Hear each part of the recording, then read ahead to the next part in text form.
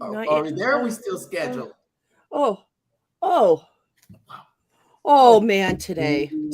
Okay. Hey guys. What's up? Yeah, so today on the book club, welcome everyone. We're talking about digging up inner issues. So get comfy, grab yourself a cup of something warm or cool to drink because welcome to the psychologist chair today. Welcome everyone to the Business Building Book Club. I'm your host, Coach Molly from Visibility Hacking Studios, and we have with us, as usual, the geniuses that are Mark, the mental marketer, and Lefty, the video Jedi. I need one of those, maybe I'm Molly, the visibility hacker. Who knows? But today we are back into arguably one of our favorite books of the season, Wired for Story by Lisa Cron. This is a book written for writers, but we're taking it on with our marketing hats on, with our entrepreneurial hats on. Yeah. We're learning these storytelling and these cognitive techniques so that we can apply them to all of our sales stuff. So, hey, Shri, welcome. Shri's all the way in Texas, so welcome. Hey, and we Shri. Also have Jay Lee, the sales ninja. And so we're clearly winning baby. On Team Canada on this side. And so for both Shri and for Jay, I think this book is a must read. They are both incredible salespeople and they work with salespeople. And I think storytelling is vital in that area. So yeah. Absolutely. Yeah. So it is hot. It is sticky. It is potentially going to rain here today. So you may have some ambient noises. I'm leaving my window open. So enjoy those relaxing sounds. Enjoy Lefty's new setup, by the way. Yeah. Lefty, give us a quick little walkthrough, like the 30-second tour. Man, I don't want to give away too much because tomorrow's video is actually a studio tour. But if I did have to give a little bit, I decided to reorganize everything. Me as an editor, as a business owner, as a content creator, as a creative, as a whatever you want to call it. You can't be stuck in four walls every single day and just constantly look at the same setup over and over and over and over again. Yeah. It's funny because in my video, I'm starting the video with how many studios have I actually gone through? And quite frankly, I don't even remember myself. So it's going to be like one of those like Bing 1, Bing 2, Bing 3 kind of things. So it's going to be funny to see how many changes I've made. But so far, this is the space. This is here. Let me get out of the way. This is a brand new nice Jedi app. Whoa. All you need is a couple people just chilling on those couches over there. Right? Conversation. I could chill here. I could create content. I can have my friends playing PlayStation. I can have business meetings right here at this table. Right behind me, I can go to my Bowflex and just rip a few sets just to get me pumped for the next edit. There's so many things I can do in this beautiful, versatile room that I have created. Oh, nice. That's important because as you talked about us as business owners, as entrepreneurs, or as you put it, whatever you want to call it. Yeah. We got to stay flexible in our environment. And it's easy for us to just get into this mindset that, routine. Well, at least for me, I think I'm more of a routine person that I need to get outside the box a little bit, Lefty. I love seeing your creativity. It inspires me. You want to know why, Mark? Yeah. Because I constantly have to be wired for story. If I'm not wired for story, if I'm not being creative, if I'm not being in my zen of an area, it just, I just go upstairs and watch Netflix all day and just, that's it. Eat Cheetos. Yeah, I hate Cheetos. But But I'm going to be creating some cool stuff in here, so I'm excited. But let's go, Molly. Like, take us away with this first chapter. Well, I gotta say, on the topic of your space, it's so important to have a space that creatively fuels you.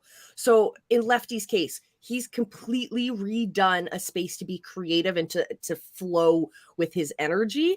Mark, you're on the way to finding a new pad, so I hope that you find that same space. Not only look around at your pad as like, this is where I'm going to sleep, this is where I'm going to eat, this is where I'm going to entertain, but also this is the place that's going to fuel my creativity. And I find it I'm a very like ADD kind of clutter everywhere. But I find that I need to take moments where I block in time to just tidy, because if I'm not in a space that makes me feel creative, I'm going to sit at that exact same computer, and instead of doing work, I'm going to watch Netflix and maybe I'll eat Cheetos with like chopsticks or something. Molly, I still do have a few items on my desk. Good idea. I still have a few items on my desk, but I swear I will get down to Peter McKinnon, who only has a single chess piece on his table now. And you know what? That chess piece is actually really cool because it's not a chess piece. You can unscrew it, and he keeps his reactant in there. So it's a talking piece. Nice. So, I love it. I love it. So Molly, when you look for your space, what inspires you? Because I'm about to go to, you've seen my background all the time. I'm always consistently the same, but now I've had a couple different ones because, my life is kind of in transition right now. Yeah. So, what do I look for? Yeah. So my first office when I started this gig was in my basement. I found a large wall and I put a chair in front of it, and then I would film in front of that. That slowly evolved into a full-blown office with 2 desks and everything. But what I didn't like was there wasn't natural light. So if I would spend hours and hours diving into customer work, I was drained of creativity because I was in a cold, dark basement. Even though like the space was fun, it was creative. I put lights up and everything. But it was when I moved my space up to the main floor upstairs where I have natural light that completely changed everything for me. So I look for natural light. I need space that I can walk around. And I have to have a standing desk because you can't even see it from here. I have this thing like a skateboard, but it has this big ball on the bottom. It's called a wheelie board. Oh, I suck at this. Whirly board. And it's like having a skateboard, so I can balance while I'm standing at my desk doing work. The ability to move around has helped me become so much more creative. So walk around in natural light. That's my throw. Yeah, you know what? Like backgrounds for me personally is like I let my background tell my story. Yeah. Right. So when you like I've had people literally like when I jump on, they're more focused on what's behind me than what's like me actually relaying a message. And it's just because like, I want to give people a part of my personality, a part of my character, and then depending on what you can see, it can be a conversation starter. Oh, what's that red light behind you? Oh, well, that's actually one of my lightsabers. Oh, that's why they call you the video Jedi, right? So, I mean, think about your background when you're setting up a creative space in like a way where you're going to be telling your story essentially, or telling parts of your story that can open up to conversation pieces afterwards. This by far is not done. I'm putting glass up. I'm going to have a neon sign come in with my logo. There's going to be a lot of crazy leftiness happening here. Crazy leftiness. I love it. So that was a fantastic talk about story. But that also brings us to chapter 5. I can't believe we're already on chapter 5. I know. So Yeah. chapter 5 is digging up your protagonist's inner issues. And we already had the conversation of who is your protagonist in your story. But we got to talk about inner issues, because as marketers, that is the majority of the story we need to know. When it comes to understanding who your customer avatar is, what is the first thing they tell you? Dig up their pain points. That's those inner struggles. But we as storytellers and as marketers, a lot of us fall short of having the most impactful way of touching on this. So this is why this chapter is so important. So our cognitive secret here is that we see the world not as it is, but as we believe it to be, which is so evident.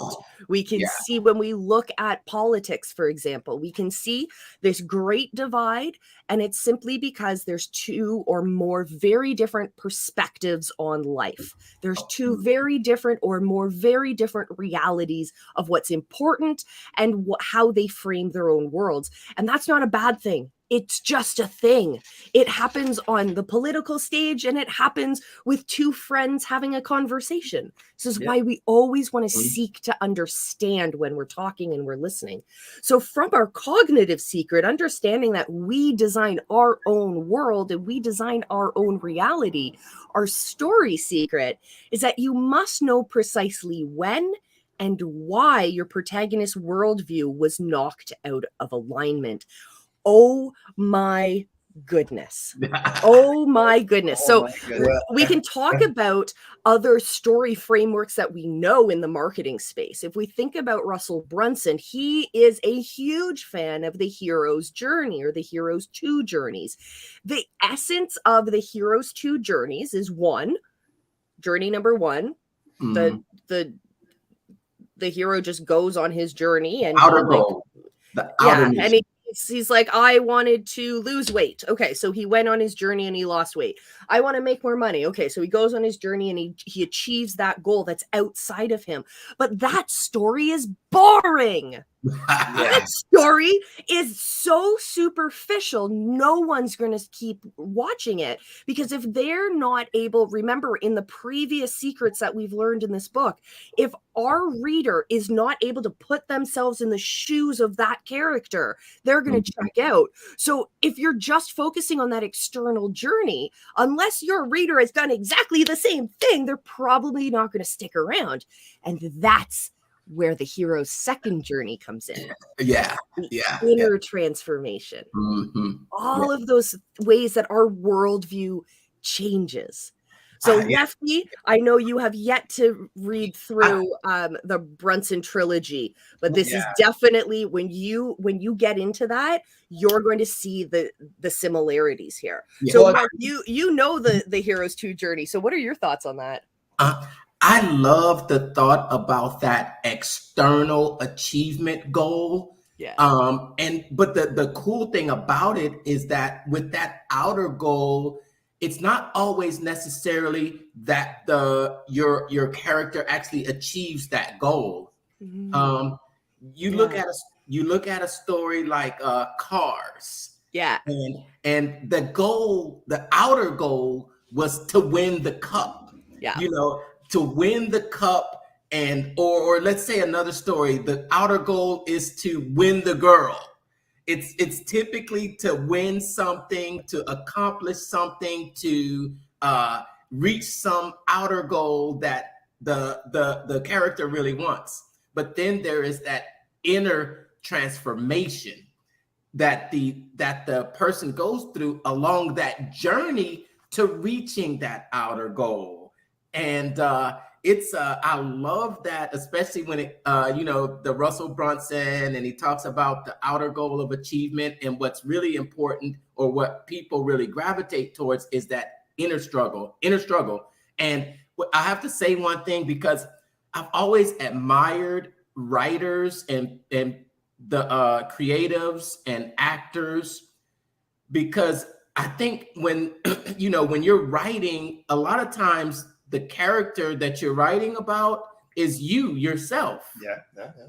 It's you yourself, and how you may have gone through that struggle yourself. And when you talk about digging up, that can be painful sometimes to dig up those actual feelings that you had going through those situations or telling that story, because you relive it. And especially when she gets in the book and talks about getting specific, super specific, the colors that you saw, how your skin felt while walking into this situation. It just I got some really good takeaways from this chapter about how to get really specific and how to really dig up those inner struggles with your character. But then at the same time, it can cause you to actually think up things like, okay, we tell you, for example, myself, right? I think, I was always raised to have these beliefs, some beliefs that were ingrained in me. And one belief that was always told to me when I was young was, kind of like, okay, eat all your food because there's starving people in this world, Yeah. There's starving people in this world. And that has stuck with me even into my older age, so much so that I think it hinders me a little bit because I don't want to give stuff up. And sometimes I hold on to stuff. And I'm going through that right now with my move. And I'm thinking to myself, wow, this is so appropriate because I need to just throw some of this crap away. Why am I holding on to it? And I go inside, and that story from my youth, sitting down there at the breakfast table, having a warm bowl of oatmeal in front of me. And I like my sugar. I like to have oatmeal with sugar and butter, actually. I don't know how you like it, but I do. Just a little sweet with the butter. And my mom sitting down saying, eat all your food. There's starving people in this world. Eat all of your food. I still hear that ringing in my head today. And that puts you in a scarcity mindset. Exactly. Where like, oh, okay, this is what I have to have, and I have to have all of it. I cannot change it. I cannot adjust. I cannot save some for later. I cannot have a stomach ache and not really want it anymore. That's a dangerous place to be, but acknowledging it is really important. I love that you brought up the minute specific details that she brings up in this book. I was watching a documentary last night, actually, just a quick little 60 minutes kind of thing from Australia. Okay. And they were talking about the human lie detector. The guy who the show Lie to Me was based on. Yeah. So it's his way of reading body language and all of that. And he was telling us specifically about certain things that are giveaways when people are telling stories of whether or not they're lying. And I originally didn't see this connection until you talked about it, Mark, but when someone is recalling a story that actually happened, an event that actually happened, you're going to bring up memories from different parts of your brain. You're not just going to say what you saw. If you're making up a lie, you're most likely just going to tell the story as quickly with the least amount of details or with unnecessary details. And you're just going to try and get over it quickly. So when you retell the story, it's as succinct as possible, right? There's not enough details that you're going to mess up. But he says when people are telling the truth, you get all of their sensory information. They tell you what it smelled like. They tell you what they were thinking. They tell you what it felt like. They tell you so many more of these deeper details. Yeah. And so now I'm thinking when I'm telling stories from a marketing perspective, it's about stepping deep into myself and going, okay, in that moment, what is that person smelling? What is that person really feeling? What is that pain that they're really going through? And how does that impact them emotionally? Which is so cool. So cool. So Lefty, what are your thoughts? I know you dived into chapter 5 pretty hard. Yeah. I mean, like you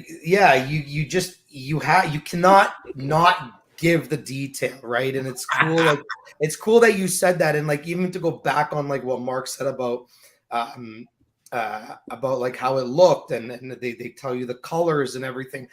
That's literally the main reason why I got into color in the film and television industry, right? That's why I got my certification in color, because when you see someone in a film or a television show, and let's say, for example, they're wearing like a yellow shirt, that wasn't by fluke. That was not an accident. They're wearing a yellow shirt for a reason. If there is if there are green walls in the room that we're filming in, those green walls are green for a reason, right? So it's like, even the most manipulated shots, it was like, people might think, oh, that might have been a mistake. No, it wasn't. We put certain things in our stories to push our stories forward, and because that might come back later on, right? Yeah. And I think it's just, yeah, it's really interesting about like the whole lie and the truth thing, because like I remember back in the day, like when I was like younger, and I would say a few like lies or white lies or whatever, and I'm thinking to myself, I'm like, yeah, like I mean, I could be a good storyteller, and like I probably could come up with something on the spot, but the difference is bringing up that same thing to me, let's say 3, 4, 5, 6 months later, and going, hey, Lefty, remember that story you told us? I'm not going to remember how I said it, right? So I think when we come from a place of like real experiences and real life events, like you just give people something a lot more. And I've kind of shifted my content a little bit. And maybe, and you know, I'm going to give a shout out to Robert J. Moore for this, but you know, he always said to me, like, you're the one that has to lead. Like, if you're expecting your audience to meet you where you're at, it's never going to happen. And I started to kind of like psyche think about this, and I'm like, maybe that's a reason, even though we call them community members to like make everybody feel better about themselves, but maybe there's a reason why it's actually called a follower, because you got to lead the pack. You have to pave that road. And then the moment I started really diving deep into just that one little sentence that he threw out, it started to change. I started to not be like afraid of what I really wanted to post. And now I'm giving more stories. I'm telling more experiences. Like I would rather tell you about an experience I had over how much money I have in my bank account. Oh my God, whoop-de-doo. So my client made $5,000 this month. You know what I mean? Like, oops, sorry about that. Like, it's like, oh, my client made $5,000 this month. You can too. Nobody cares, guys. Like, nobody cares. Tell me the story about like how the 5K happened. You know what I mean? Like, at least go into like a further context to just being like, you know, this guy made $100,000. Ha ha ha. You can too. Ha ha ha. You know what I mean? Like, I would rather like even the story that I just put out the other day, like the bathroom that could have ended it all, right? Oh, what's that about? Mind you, it was a public bathroom that the lighting didn't work for me and almost crapped the bed on my guerrilla filmmaking short film that I did last week. And we had to literally shift and pivot on the spot without ruining the movie, because it was literally a pivotal moment in the movie, because that was a big scene which could have literally ended it all. So just having that, like having a good first sentence, and kind of, and like Wired for Story says, give the entire story in the first sentence. And that's exactly what I attempted to do. And when you do that, you get to open up more, you get to be more authentic, you get to not be afraid of how people are going to look at you or what you're going to say, because the true people that are going to follow that journey are the ones that you really want to have around you. And yeah, that's my piece on it. Awesome, I agree. A lot there, Lefty. That's the and that was Lefty's rant for Thursday. On to you, Molly. I love. Honestly, I should just start a show called "What Really Grinds My Gears" by Family Guy, because I will just roast as many people as I can. Well, so when you say that, Lefty, there was this moment, and I was talking with a friend just yesterday, and I was talking about that moment when you went from that statement that Robert J. Moore told you, and then it was like you don't see the same anymore. You open your eyes up, and there's a completely different world around you. And it's interesting, Molly, because Molly, you said earlier that there's two different perspectives on the same situation. You first had one point of view, and then Robert J. Moore opened your eyes up to another, a completely different world outside of you. And that world that you have now, Lefty, is a leader, right? Yeah, Mark, you know what happened? Have you guys ever seen that meme, the KFC meme, where it goes like this? It goes, I showed my little my daughter the KFC guy, and she turns around and says, "Daddy, why does he have such a little body? And now I can't unsee it, even though that's his bow tie." Right? So yeah. So that's kind of what Robert did for me. I can't unsee the new way of content anymore. Like, it's almost like the old stuff is gone. And even if I do have like a moment where I'm going to be like pushing myself back towards that, I know how to catch myself now, where before I never was able to do that. I thought that I was just, doing enough. And then he comes in and goes, "Buddy, you're not even scratching the surface." And I'm like, "Oh, well, okay." So, shout out to Robert J. Moore. Thank you so much for that advice. Because, like, buddy, you are a gem. Awesome. Oh, Molly, we can't hear you. I've been having audio issues all episode. So one thing that I thought was really neat was this one page, because it's full of text, full of tiny text that Lefty doesn't like. You can't it says, if you can't fix it, if it ain't broke.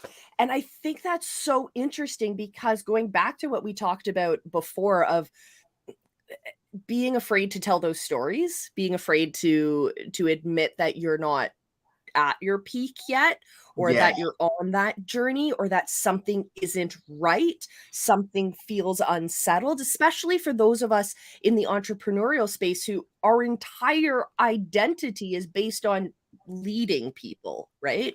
So if it ain't broke, you can't fix it if it ain't broke, is like this call to us to admit that we're not perfect, and that we're always on this journey of fixing things, which I think is neat, because it invites us to remember that there are always problems that we can fix. Always problems that we can fix. We just have to find the right ones. I love that. I love that. Yeah, she in that first sentence when she writes that stories are about people dealing with problems that they can't avoid. Sounds so elementary, doesn't it? Why then do writers often leap in without knowing what exactly the protagonist's problems actually is? That's because you have to dig deep. Exactly. So deep. You have to keep asking those questions, and then you have to keep asking those questions to get to the problem underneath the problem, underneath the problem, underneath the problem. Exactly. It's like when you're understanding who your customer avatar is, the way that I like to do it is I like to pick an actual customer and then understand them as deeply as I possibly can. So Yeah. it's this kind of invitation to go really deep, to really understand, okay, you want more time with your family. That's why you want to make more money in your business. You want a home-based business because you want that freedom. I thought that was as deep as you needed to get. No, Mm-mm. no. Mm-mm. What happened in your 9 to 5 that really turned you off of that? What happened in your family that really devoted you to your family? What happened in your personal life, in the relationships with people around you that Yeah. changed or that needs to change? There's so many more layers deeper that we can go just to understand who we are serving, let alone who we're trying to attract with story. So, oh, Mm. I love And this what book we is and what so good. Oh, and, Molly! yeah, You and what hit. and what Like, I we're just want to doing. go film a documentary right now. Let's Right. do it. See, Let's on do the it. and the example I gave early, on the surface, it may seem like I just don't want to throw stuff away, but in reality, I still have false beliefs from when I was younger. I still have those thoughts in my head. So somebody might say to me, "Man, you just a hoarder." That's what I'm. You're like you're just a hoarder. Well, yeah, but if you came with a story or you came to kind of approach me and say I'm a hoarder, I might not respond to that. And that's what we remember in our stories. What's here is just what we see, but it's typically just the symptoms of really something a lot deeper and a lot deeper. Oh, I love that you say symptoms because that puts the perfect image in my head of looking at problems that we're facing as if we're doctors and we see the symptoms on the outside, but we need to get deeper and to understand what is causing those symptoms. I love that idea. Yeah. And it's funny, I'll say, because when you say you can't fix it if it ain't broke. And I start putting things out there about me making mistakes and without any care about what people think about it. And then all of a sudden I've got 10,000 experts coming out, right? Mm-hmm. This is what you should do. This is what you should do. Yeah. Hey, you know what? Like, it happens, right? Like, it happens. Like, look, everybody's got to make a living somehow. Molly, it's funny because I'm not gonna lie, guys. I'm gonna say it out in front of everybody. The other day, I did a little bit of an entrepreneurial boo-boo where that boo-boo was I took a little bit of a cold outreach, too cold, where I kind of just went in for the kill, and I didn't really care to. I just wanted to get to the point. I didn't care to really dive in or get to know the person or whatever.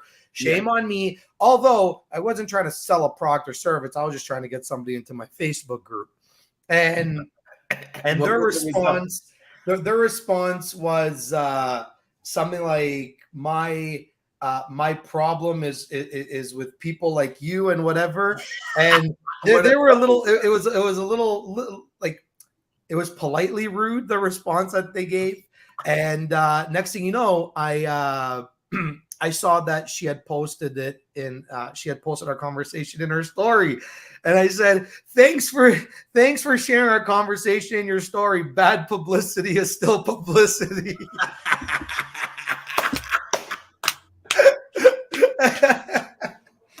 Oh, and you know what? To point that out, because it again, it leads into a story, is the fact that there's been many times where somebody has bashed someone for, let's say, a bad experience, but you go and out them to your audience, right? Which is fine, it happens. It's fair.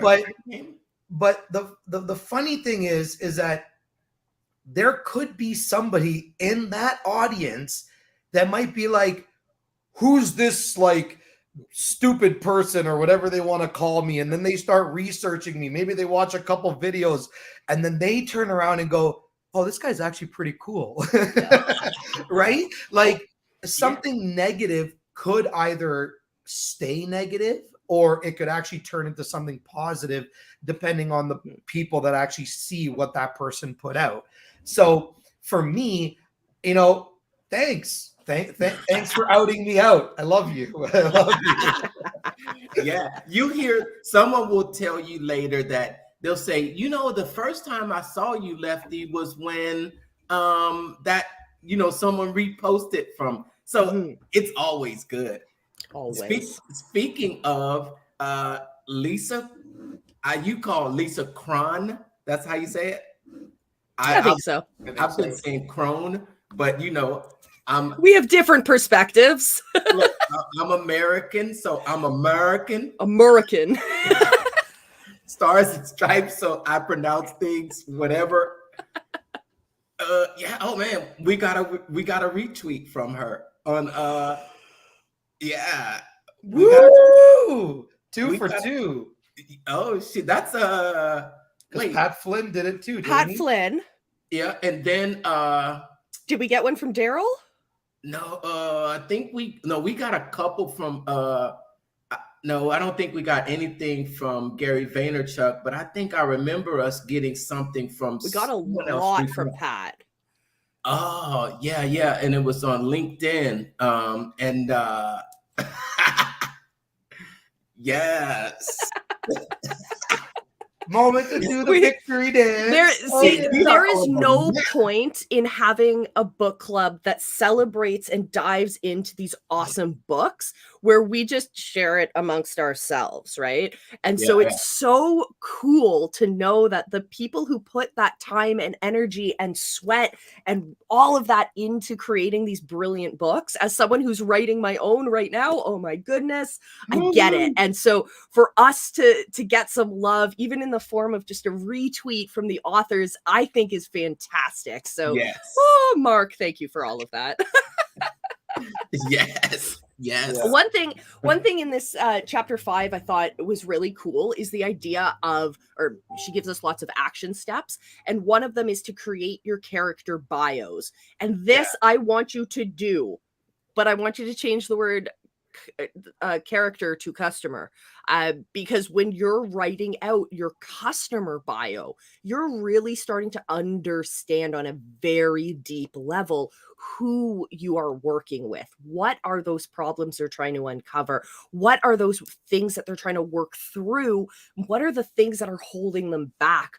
All of those, I think, is a fantastic thing that you can understand simply by driving yourself over to, what is it, page 92? All right. And start writing your chapter bios. Or your character bios. So there's some do's and don'ts here. So number 1, do keep in mind one utterly obvious when you say it, but otherwise easy to forget truism. That's a very long word. Story is about something that is changing. So when you understand your customers, they are not coming to you as static entities. They are coming to you and in a process of change. You are not the thing that's going to ignite that change.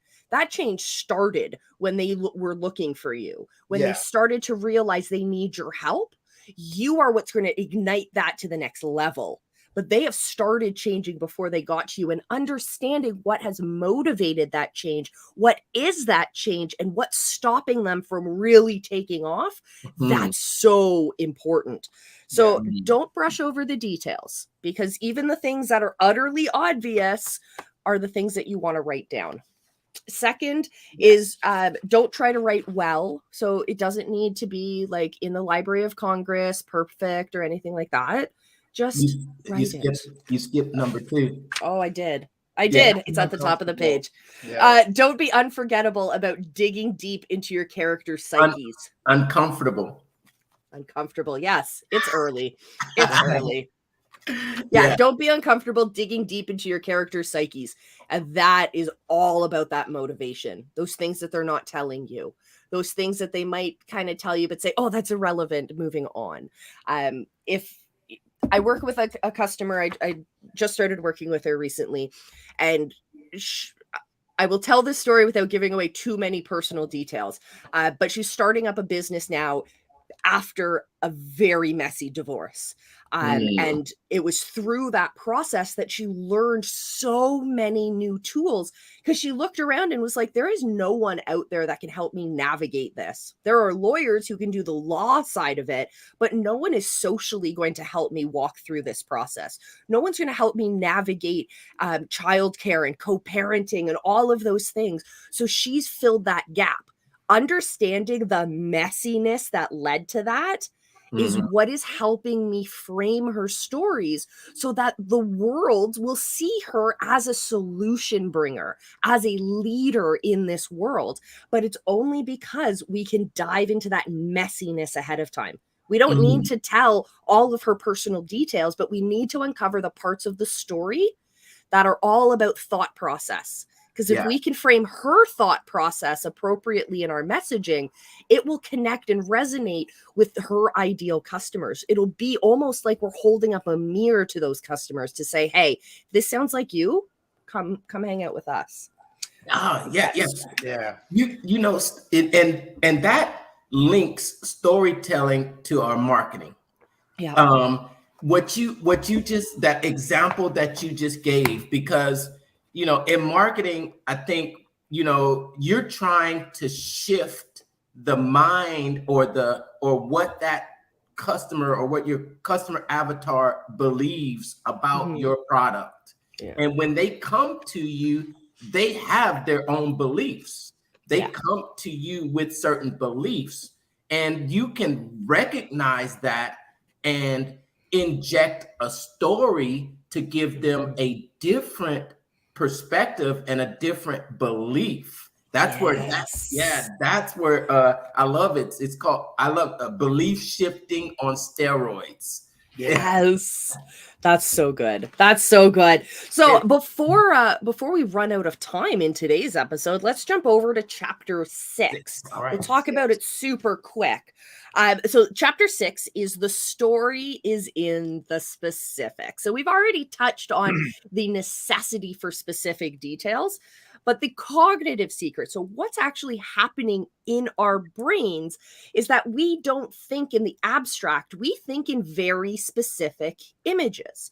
So there are different ways that people visualize their thoughts. So some people are very big picture. It's almost like a dream where we understand the large framework, but the specific details are hard to grasp. But when you focus in and you're trying to say, okay, let's look at this one segment of our offer, for example. Now let's get into the details of that. We understand the big marketing process overall, but now let's hone in on those details.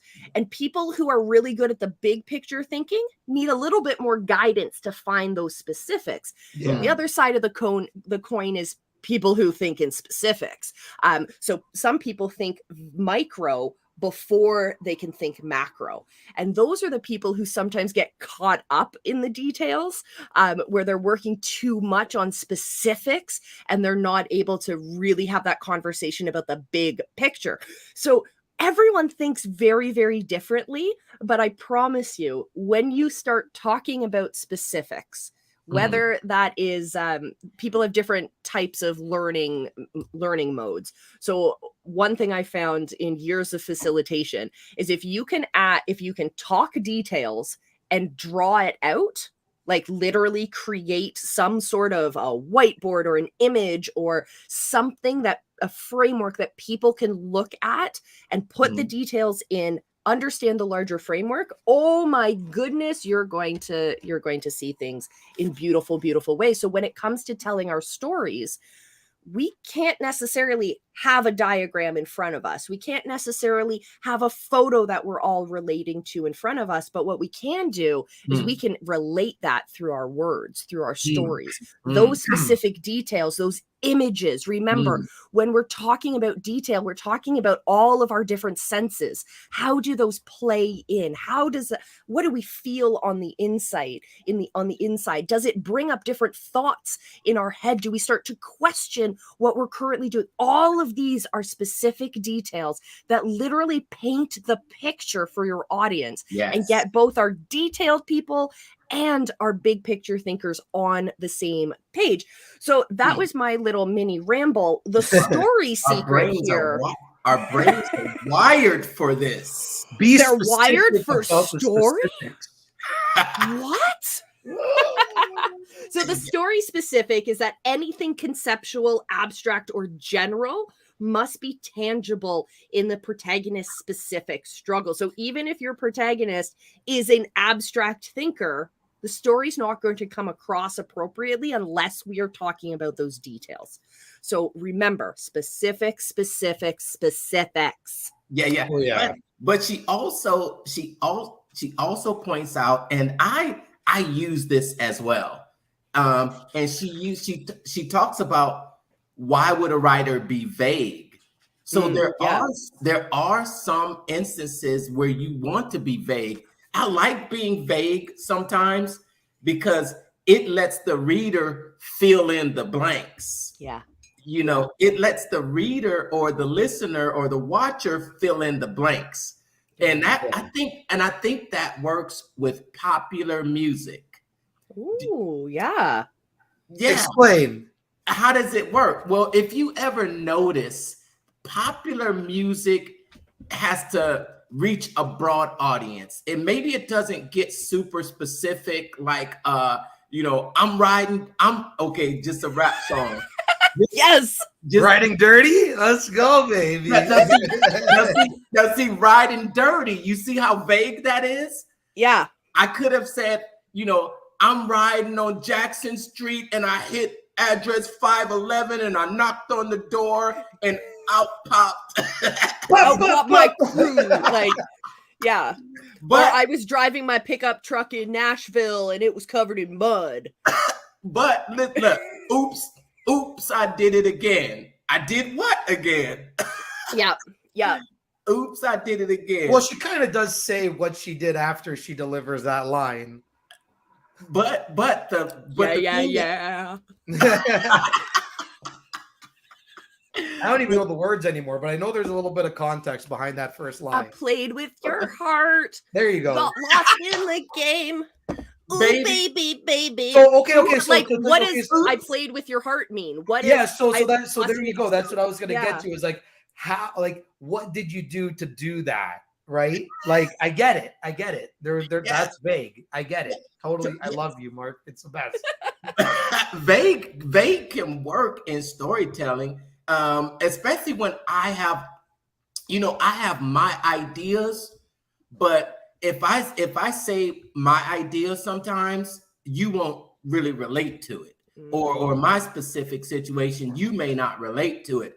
But if I can prompt and talk generally about a decision, or talk generally about visiting a landing page in general terms, then it lets you fill in the blank, and I like how it kind of lets them write the story for you in their own minds. Yeah, you know what? I think that's a great marketing tactic with the whole vagueness, like, because I mean, marketers are always they would have to, like, let's use the, like, Britney Spears, "Oops, I Did It Again," for example. Like, if she was to say exactly how she broke somebody's heart, she would be like severely niching down, right? So like exactly like what you said about, the audience fills in the blank, is everybody has had a heartbreak story. Everybody has either toyed with someone's emotions or had their emotions toyed with, right? So I think it's great that, like, being vague in that sense allows her audience to be like, to pretty much put themselves in their own scenario and situation with her lyrics, and then I think that was brilliant. Now, Yeah, you go from a reaching wide, and then sometimes you really get specific to your audience. Yeah, and she talks about why would you be vague, and I really like that, because sometimes specifics are super great. Sometimes vague gets the job done. yeah, absolutely. I agree with it all. Yeah, I mean, look, I mean, okay, let's talk about how this movie that was released recently has already grossed over $1 billion. How do you do that? Do you know what I'm talking about, right? Oh yeah, in a Barbie world. The Don't bar get me started on that billionaire, film. the bar billion, because I'm a Barbie girl in a Barbie world. I'm gonna just keep my mouth closed for that. You saw the movie. I haven't seen it. I did. But yeah, I'm just gonna keep my mouth closed. I think you and I are going to have a very different opinion of this movie. This will be great. Yeah, probably Friday Night Live tomorrow. Molly versus Lefty in the octagon about Barbie. I haven't seen it yet, so I can't. But as a women's studies graduate who feels like she would be banned from the state of Florida, I feel like I would have a very different opinion than you. What? Let us. Oh, believe me, I don't think I think you think where I'm going with that, but believe me, it's completely opposite. Ooh. Oh, it's completely opposite. I feel like next time I'm gonna have to watch it, and then next time we hang out, we'll shoot a separate piece of content. This has nothing to do. This has nothing to do with me and having to say anything about women or anything like that. Believe me, I love women. 99% of my clients are women. If anything, I contribute to giving women a voice. Believe me. Barbie has women. I think Barbie has nothing to do with it. So that's why I'm keeping my mouth shut. I think it has to do with the message, Lefty. I think you may not like the message that it sends, or what it's doing, maybe influencing people. Yeah, whatever. It is what it is. All the teasers, I love it. I'll just look, from an entertainment aspect, it was a fantastic movie.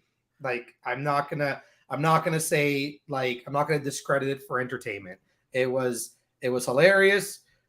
Ryan Gosling killed it. Not represent Canada.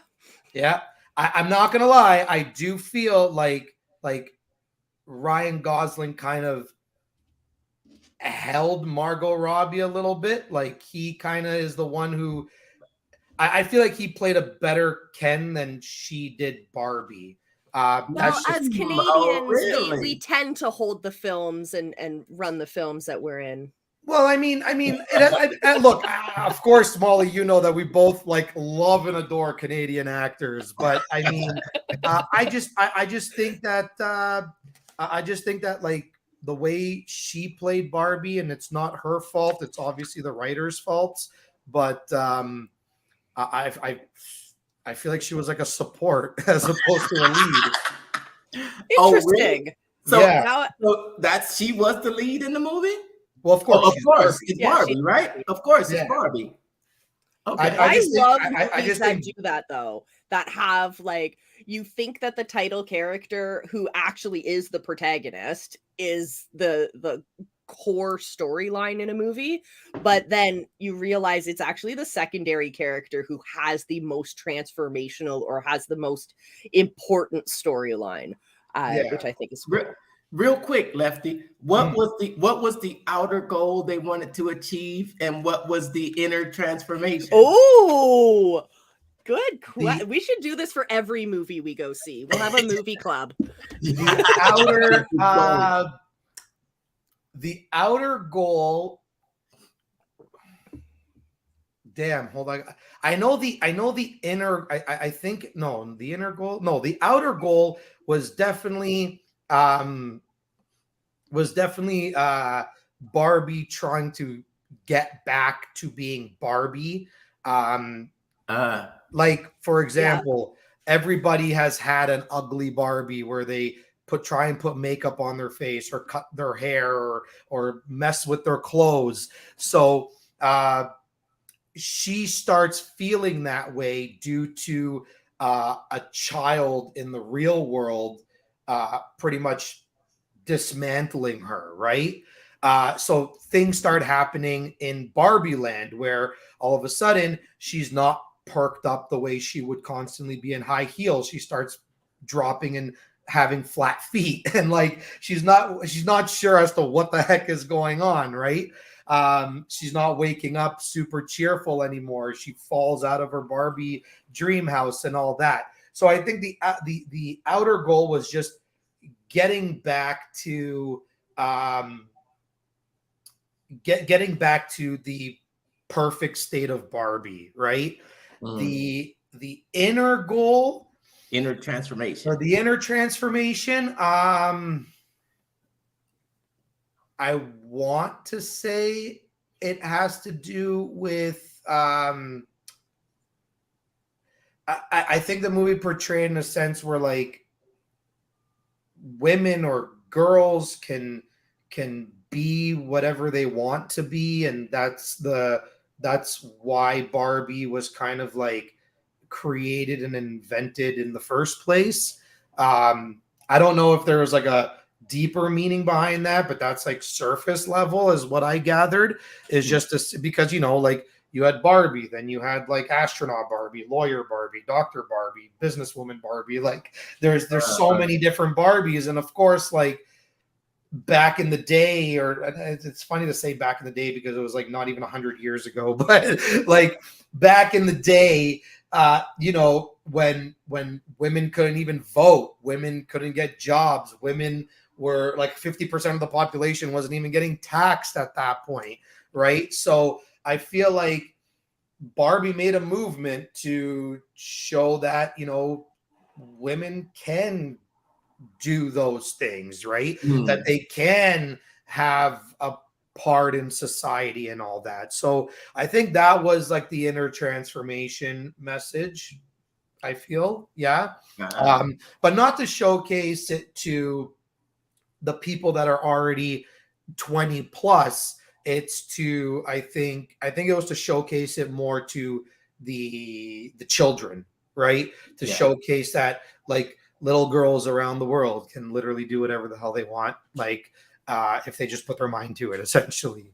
Yeah, I think that just image today is just a lot tougher for the young people growing up, especially with social media. And I think there's probably a lot of people that are dealing with the what do you call the fallback from that? You know, you're getting attention and they do most anything for the like. If you, what would you do for the like almost? And that's, I think that's, I don't know if that's what the movie addresses, but I think women have this, I think women have this, this bar to uphold. And I think maybe sometimes they feel like they want to, maybe Barbie is an aspiration for a lot of people. Absolutely. And maybe Barbie says, you know what? You don't have to be like me. You've already got it inside of you, regardless of who you are. Yeah. Regardless of who you are. Tall, short, freckles, pimples, gap. Look. Oh, I love teeth gaps. Yeah, no, it's I used true. to have one until that my orthodontist took it away. Even with the shaved head on the side. You I love how the three of us are a gradient of hair.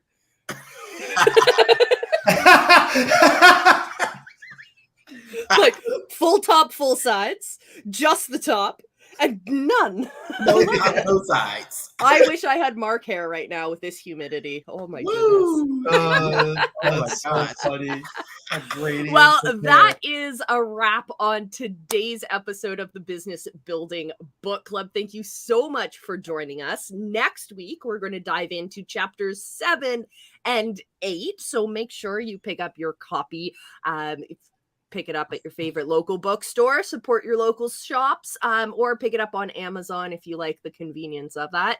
And join us for next week. Leave your comments down below whether you are watching live or on the replay, and cannot wait to see you next week. In the meantime, we have giveaways. We still have book giveaways. So we've got giveaways. Keep coming back. QR code. Mark is reminding us that if you scan that QR code at the bottom of our screen, it'll pop you right on over so you can check out the entire playlist of all of our great episodes over on our YouTube channel.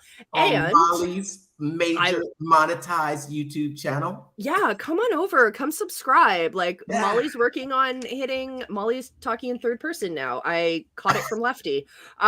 It's funny, we're all at like different stages of this game. You know, we got to get Molly to 1K, we got to get me to 2K, we got to get Mark to 13K. Okay, we're all like 1K away from hitting a brand new goal. So you're only 1K away. We're only 1K away from making that dream life yours. But some people have been asking me for updates about the book or the book writing process. So last week I showed you guys the rough draft. So what I did was I typed it all up, or at least the structure of it, printed it off, so I had a physical copy, and oh my goodness, there's 5 different colors of highlighter and 3 different colors of pen. It's like a bloodbath. So I have gone through those initial edits for the first half of the book. This week I'm going to do the other half, and then next week is all about filling in and doing the rewrite. So that is the process as it is. It is still moving forward. I am so excited to share these archetypes with you. I am going to do some special trainings. So if you're interested, let us know. And we'll definitely be talking archetypes at Funnel Hacking Live. So yeah. Will it be ready at Funnel Hacking Live?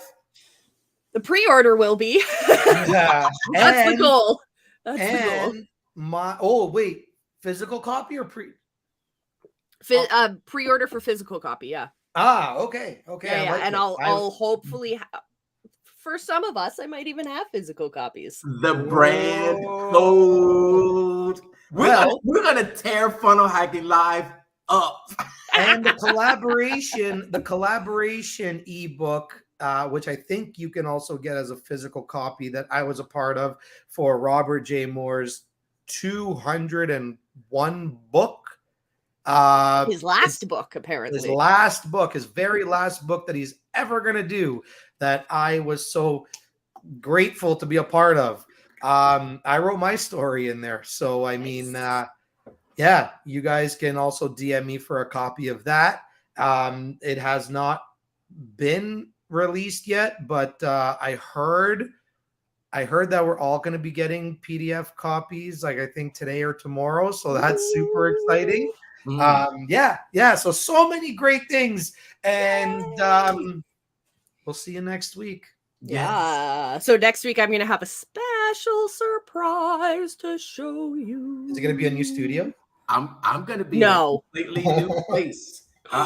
Is it officially happening? Yes. Tomorrow. Woo, girl. Yeah. As soon as we get off here, I've got some stuff to throw. Finish wrapping. You got your hoarding to pack. Yeah. I feel you, Mark. I am exactly the same. I am the same. When I moved last time, I had 36 boxes of books. I could literally pay for a home for my stuff. Uh-oh. Wow. Yeah. Molly, I probably have 36 boxes of comics. Good. Yeah. Yeah, so next week, my friends, I am going to have a special surprise for you. Mark's going to be in a new place, and Lefty's just going to be so handsome.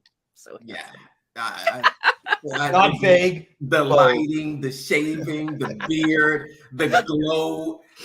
Actually, should I just shave the top of my head? Like, would that fit the vibe? Oh, just do this. Just have the sides. Yeah. Just shave the top, have the sides, and then together we make a full person. Hilarious.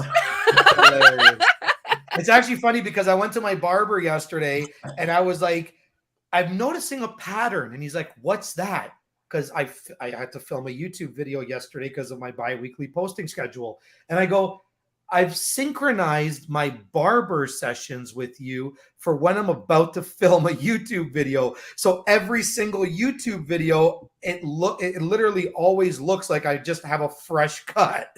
So it's really funny. I'm like, I'm literally synchronized my schedule to come see you. And he's like, that's hilarious. I used to do that to my nails. Look at I love your nails. Look at your nails right now. Molly always has the best nails and the best glasses. It matches the book. Oh my god. Little side note. I had done this really cool metallic. It was magnetic. It was like a galaxy. It was super cool. And then I realized 2 days later I had to go for an MRI. So I had to go get my nails done at some like random place. It wasn't my regular girls. And this is what they came up with. So I'm very proud of it. Nice. But my MRI came back clean. So yay. I have an unremarkable brain, which I love it. Usually would make me feel bad, but in the medical world, that means you're good. Yeah. Amazing. Yes.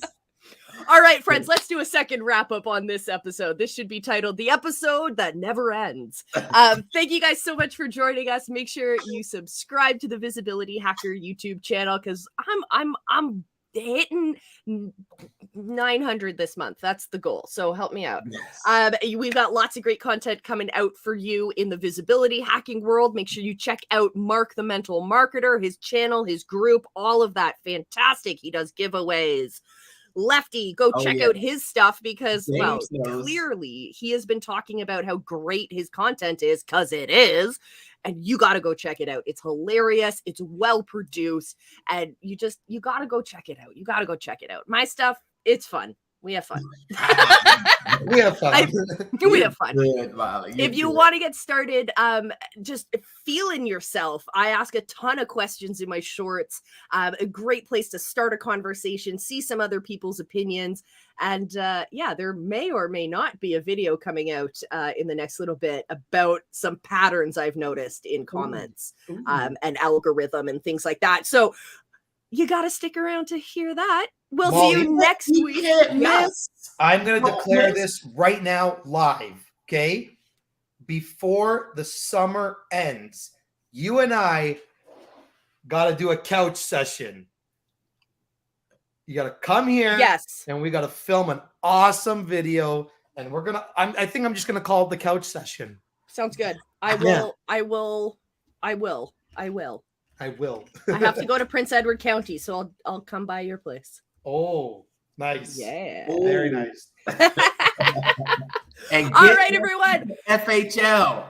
Yes. I'm so excited. So excited for FHL. We have secrets. And if you're going to FHL, now we're going to have a third ending to this show. But FHL, y'all gotta come. Y'all gotta hang out in the hotel afterwards because we're planning something fun. We're planning something live. We're planning something exciting because, well, we like Funnel Hacking Live and we like funnel hackers and we like game shows. I mean, we like having fun. So come join us. Lots and lots of fun. Hey, I saw you talking about, were you talking about this on last week's episode of Friday Night Live? I was sprinkling some of the details on Friday for sure. Okay. We're throwing some ideas around, you know. I listened. I saw it. I was like, well, come join us. There's another throw. Come join us Friday Night Live. Fridays, 8:30 p.m. on the Visibility Hacking World. Lefty's there. I'm there. Jim Beard's there. Mark's there in the chat. Come hang out with us. Oh, yeah. Okay, we're going to wrap up this episode finally. Everyone wave goodbye.